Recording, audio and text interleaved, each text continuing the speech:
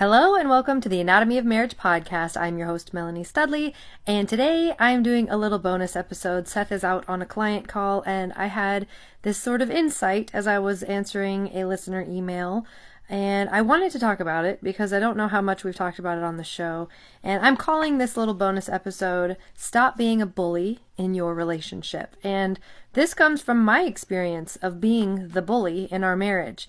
I would never let up. I was relentless that I was right. I was relentless that everything was Seth's fault, that if things were different, I'd be happy, that I wasn't happy because things weren't, perfectly lined up how I wanted them to be. I was dominating our relationship in every way that I could, from everything from how Seth talked, who he talked to, where we lived, how our house lived, what our cars were, what we ate, and it wasn't always this overtly dominant looking from the outside thing, but it was consistently being disapproving of Seth's choices, consistently being disapproving of what had happened. I never was on the same page with Seth. I was always just oh, I don't like that, or this is bad, or blah, blah, blah. And I was complaining. I was criticizing what he did. I was not bringing value, and I wasn't being helpful. I was bullying him, essentially. I was bullying and sort of strong-arming our relationship with all of my demands, all of my requests, all of my requirements to be mildly satisfied with him. And it wasn't fair. And so I was recently answering an email where the person was saying that it felt like their partner was kind of bullying them.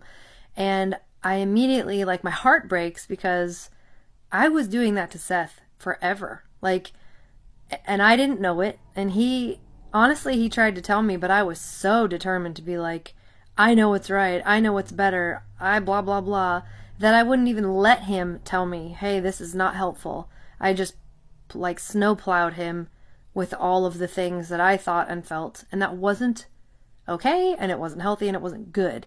And yeah, Seth had some things that weren't great or healthy about his own personality, but nothing compared to the bullying that I was doing in our relationship. So I've taken some notes, that's why I keep looking down. But there's a couple things that I wanted to talk about. If you're a bully, or if you're married to a bully, and these are hard conversations to have, so I'm not acting like it's easy to be tell your partner, hey, you're a bully, stop. But I want to just kind of open it up and think about it and talk about it and have a new thoughts about it in case it helps anybody, right?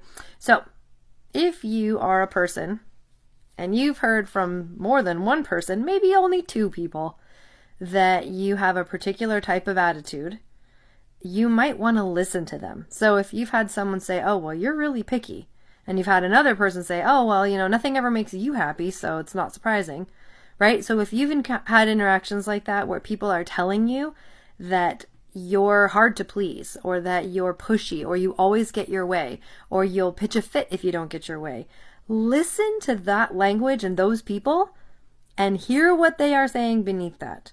And really listen. Don't blow it off. Those people aren't dumb people. They're people who have experienced you. And you know who hasn't experienced you? You haven't experienced you. You don't know what it's like to talk to you. I learned that I was a bully by making this podcast. I listened back to my conversations with Seth. I'm the one who cuts out when I'm mean to him in our little run-throughs. If we mess up and I stop the camera, I'm the one who hears what I am saying to him. So I hear him go, why'd you say that? That didn't make any sense. Blah, blah, blah, blah, blah, right? I only know that I'm a bully because I've witnessed it through videotape and audio. And it sucks. And I hate that I was that way. And I'm still that way sometimes, a lot of times. But I'm finally listening to people who say it. I'm finally listening to Seth when he says, that doesn't feel good to be talked to that way. One of my best friends told me that I was mean, and she was serious. And I finally started listening and saying, wait, maybe these people are onto something, right? So if more than one person has told you that you do a particular thing, like you're hard to please, or you're picky, or you're whatever, listen to them. And this can also come from your children. Children are not just dummies. They sometimes have wisdom that you don't have. So listen, if your children are saying, you never listen to me, you always argue with me, or whatever, listen to their words.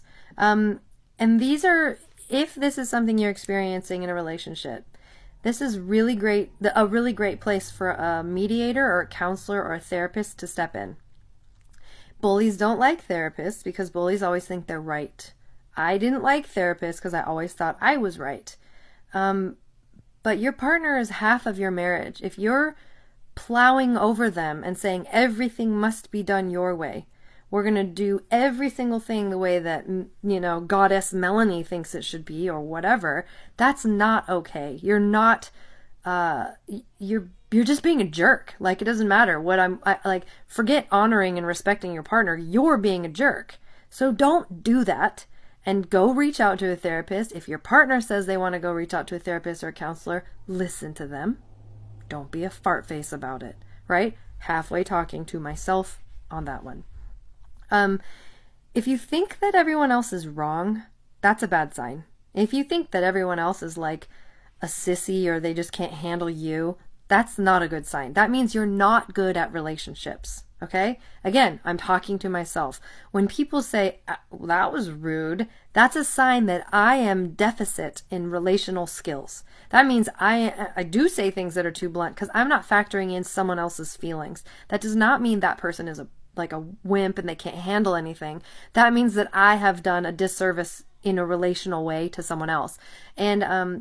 And yes, there are sensitive people in the world. So if you hear this one time, maybe that's different. But if you hear this more than once in your life, which I did, I heard it from many people, that means that I have the deficit, not them. So listen. If you think that you're always the only one that's right, check yourself, okay? If you're never content, if you're never okay, if you always have a problem, if you're never calm, if everything is always drama with you, then you might be bullying relationally in your marriage. And what's funny is that our middle kid, Tough, has always been kind of a tough kid to parent.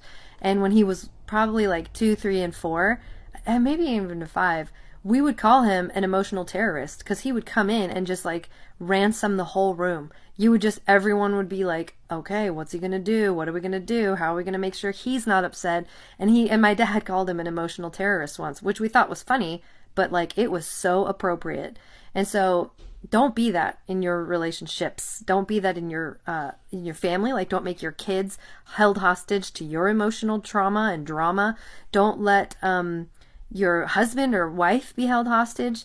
It's not fair, and it sucks to be married to someone like me. It sucks when I can walk into a room and like take all the happiness out of it because of my list of demands. Although there's 5 people in this room, I think I'm so important that only my desires matter. That is so terrible. Don't do it. And if your partner does that, play them this podcast. They'll get mad, but sign up for the therapist first and then play the podcast. Maybe don't do any of those things. Let's see, what else is there? Okay, the last thing is kind of interesting, and I was thinking of it as I was writing, but everyone in your relationship, if you're a bully, everyone wants you to stop. You're the only one who doesn't want to stop. And you're the only one who thinks it's okay to keep doing that. Nobody else thinks it's okay. Everyone else would love you better, could love you easier, could love you more deeply if you would knock it off, but you won't stop.